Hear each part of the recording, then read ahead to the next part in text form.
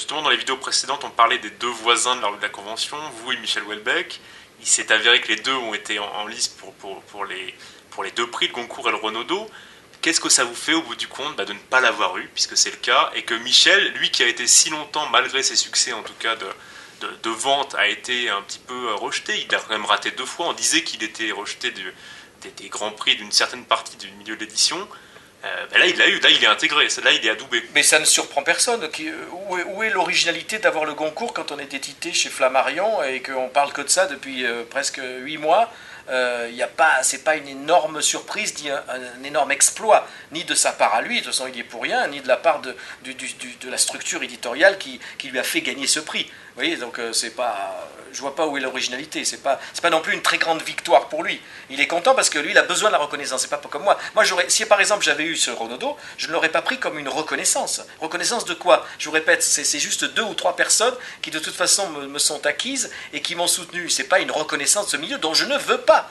Absolument pas. Ce qui aurait été amusant, c'est de montrer que l'anti-édition, ça aurait été une victoire, que l'anti-édition pénètre Drouin, prenne cette citadelle, conquiert cette cité, un peu comme la prise de Constantinople, si vous voulez. Vous voyez, d'un coup, on arrivait dans un endroit qui était sacro-saint, qui représentait toute l'ignominie, si vous voulez, de la rentrée littéraire à son apothéose, et on avait l'anti-édition qui arrivait et qui fonçait dedans et qui faisait tout exploser. Voilà. C'est de cette explosion-là qu'ils n'ont pas voulu, et je les comprends, ils se sont défendus avec leurs armes qui sont, comme vous savez, très puissantes par rapport à... disons que c'est Goliath qui a vaincu David.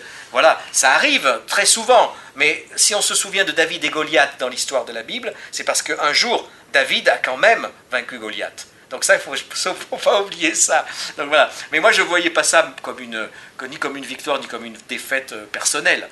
On n'en a rien à foutre. Nous, on est dans notre anti-édition, on fait notre livre, on en est à 5000 exemplaires. Grâce à ça, grâce à tout cet impact médiatique énorme qu'il y a eu autour de ma nomination, les ventes ont progressé et les gens sont ravis de connaître. Il y en a qui ont découvert ce livre grâce à la liste Renaudot dans les dernières semaines. Tant mieux.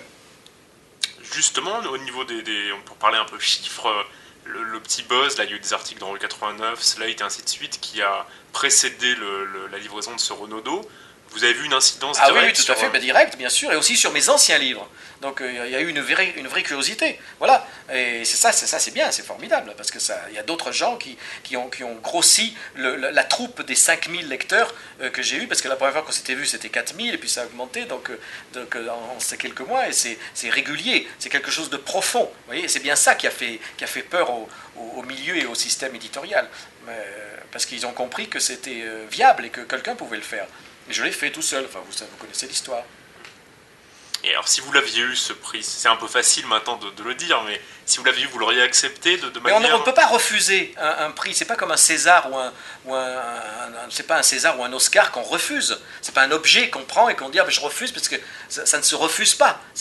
Puisque vous savez qu'il n'y a rien à la clé, il n'y a pas de récompense. C'est juste une mise en lumière d'un auteur et d'un livre qui permet à ce moment-là d'agrandir les gens qui peuvent le lire. Voilà, c'est tout. Alors dans mon cas, ça aurait été très compliqué, puisque vous savez que je suis sur Internet, le livre est auto-édité, en plus il n'y a pas de diffuseur. Enfin, vous voyez, ça aurait été assez complexe.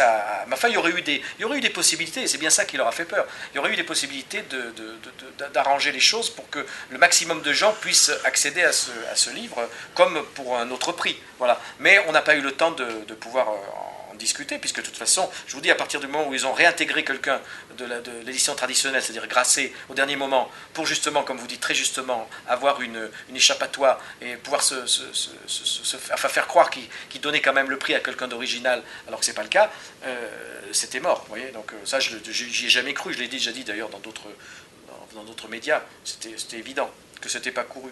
Voilà, concrètement, je veux dire, ce prix, on ne pouvait pas vous le donner. Je veux dire, le prix étant Exactement. Avant tout une mise en avant pour les libraires, bien pour sûr. Faire des ventes de libraires, on ne pouvait pas vous donner ce prix. Et pour surtout récompenser un travail d'éditeur, de l'édition. N'oublions pas que ce sont les éditeurs ce sont des prix entre éditeurs. Vous savez très bien comment ça marche. Voilà. Et le seul moment où ils pouvaient simplement démontrer que c'était faux, auprès du public, qui le public à juste titre croit et affirme que ce sont que des magouilles d'éditeurs, eh bien à ce moment-là il loupe la chose. Voilà. C'est le Renaudot qui a raté l'occasion.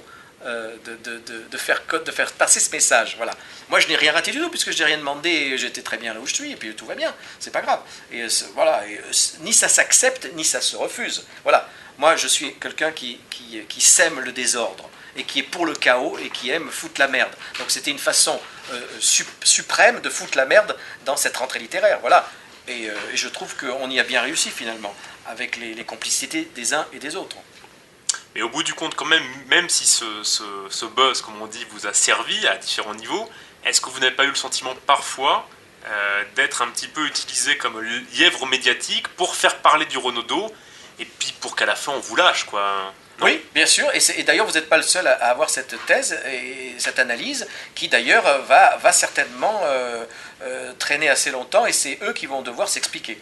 Parce que c'est vrai que moi je peux dire que j'en ai profité aussi sans le vouloir, puisque ça a fait parler de mon livre, mais c'est vrai que eux se sont à peu de prix se sont illuminés d'une sorte de rebellitude, on va dire, contre leur propre système, hein, à base de masochisme, ça a été dit souvent, et dont ils se sont tirés au dernier moment. Donc c'est pour ça, c'est un peu, je fais toujours la comparaison, c'est comme un type qui tourne autour d'une pute, et puis qui se donne du frisson. Il tourne autour, il dit, elle est bien, elle me plaît, elle me fait bander, et puis au dernier moment, il ne monte pas avec.